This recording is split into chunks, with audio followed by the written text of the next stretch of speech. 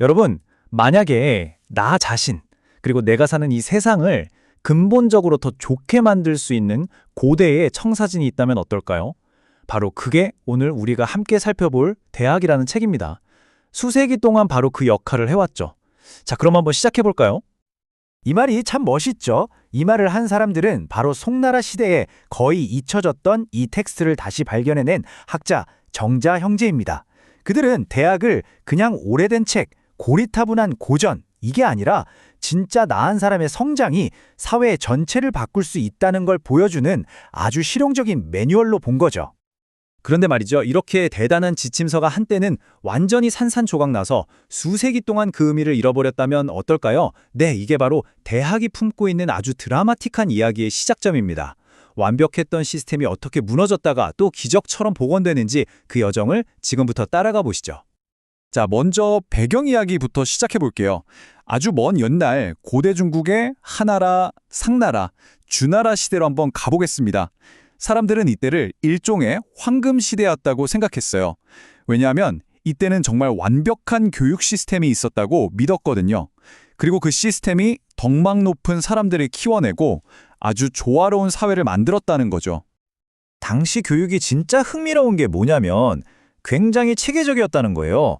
그러니까 8살이 되면 먼저 소학이라는 걸 배워요. 청소하는 법, 어른들께 대답하는 법, 예절 같은 아주 실용적인 것들이죠. 기본기를 닦는 거예요. 그러다가 15살이 되면 드디어 대학에 들어가서 자기 자신을 닦고 나라를 다스리고 세상을 평화롭게 만드는 그런 큰 원리들을 배우게 되는 거죠. 정말 실용적인 부분이랑 철학적인 부분을 다 잡은 완벽한 투스텝 시스템이었던 셈입니다. 그리고 이 교육은 일부 소수만 받는 게 아니었어요. 보편적이었죠. 왕궁에서부터 저기 시골 작은 마을까지 말 그대로 모두가 배웠다고 합니다. 그러니 통치자는 유능하고 사람들의 풍속은 아름다울 수밖에요. 사회 전체가 하나의 거대한 배움의 장, 학습 공동체처럼 돌아갔던 겁니다. 하지만 아시다시피 영원한 황금 시대라는 건 없죠. 그렇게 강력했던 주나라 왕조가 서서히 힘을 잃기 시작하면서 이 완벽해 보였던 시스템에도 금이 가기 시작합니다. 교육과 도덕이라는 사회를 지탱하던 두 개의 큰 기둥이 무너져 내린 겁니다. 그러자 사회는 순식간에 혼란에 빠져버렸어요. 현명한 리더는 찾아볼 수 없게 되고 학교는 문을 닫고 말 그대로 사회 전체가 방향을 잃고 캄캄한 어둠 속을 헤매게 된 거죠. 이 혼란이 얼마나 심했냐면요. 우리가 아는 그 위대한 성인 공자조차도 이 세상을 바로잡을 기회를 얻지 못했을 정도였습니다. 그만큼 시대의 흐름이 걷잡을 수 없었고 위대한 개인 한 명의 힘으로는 이 무너져 내리는 사회를 감당할 수가 없었다는 뜻입니다. 자, 이렇게 기존의 시스템이 무너지니까 그 빈자리를 채우려는 여러 새로운 사상들이 막 등장하기 시작해요. 그런데 후대의 유학자들이 보기에는 이게 좀 문제가 있었던 거죠. 예를 들어 도가나 불교는 너무 뜬구름 잡는 이야기 같아서 현실 정치에 써먹기엔 좀 무리가 있고 또 책략가나 법가 같은 사상은 나라를 강하게 만드는 데는 도움이 될지 몰라도 도덕은 완전히 뒷전이었거든요. 그러니까 제대로 된 실용적인 통치 철학이 사라져버린 시대였던 겁니다. 바로 이런 암흑과 혼돈의 시대에 드디어 영웅들이 등장합니다.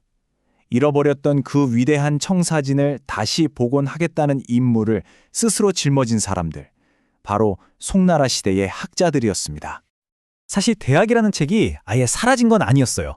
텍스트 자체는 남아있었죠. 그런데 문제가 뭐였냐면 이게 마치 설명서 페이지가 막 뒤죽박죽 섞여 있고 제일 중요한 한두 페이지가 찍혀나간 그런 상태였던 거예요. 그러니 책은 있는데 아무도 그 진짜 의미, 그 강력한 메시지를 제대로 파악하지 못하고 있었던 거죠.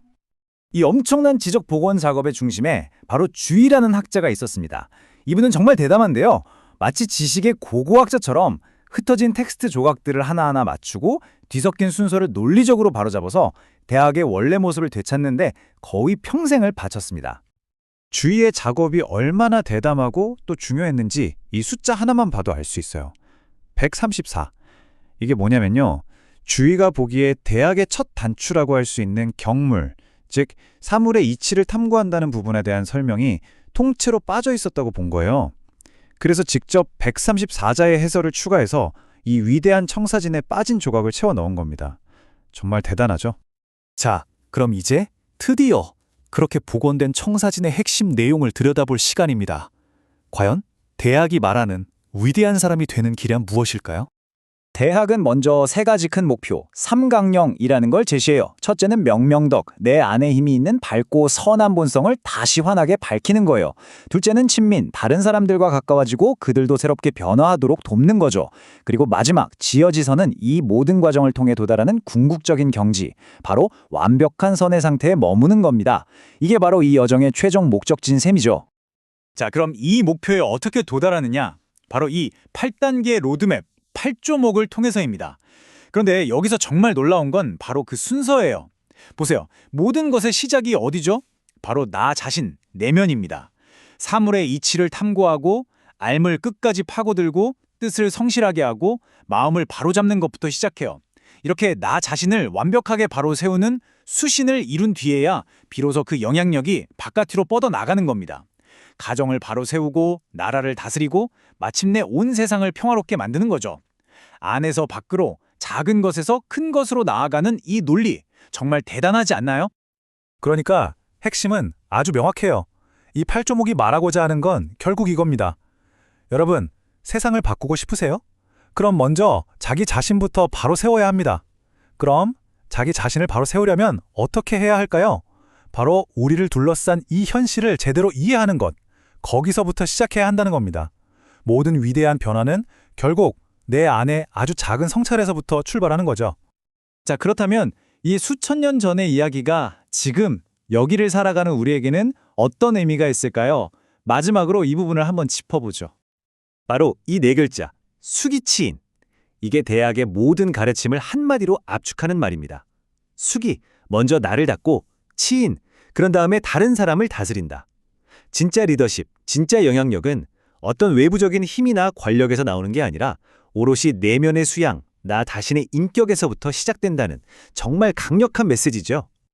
만약 여러분에게 나 자신과 이 세상을 완벽하게 만들 수 있는 청사진이 주어진다면 어디서부터 시작하시겠어요? 대학은 그 첫걸음이 바로 경물, 즉 우리를 둘러싼 세상의 이치를 탐구하고 이해하려는 노력이라고 분명하게 말해줍니다. 여러분의 삶에서 첫 번째로 탐구해야 할 경물은 과연 무엇일까요? 이 질문을 남기면서 오늘 이야기는 여기서 마치겠습니다.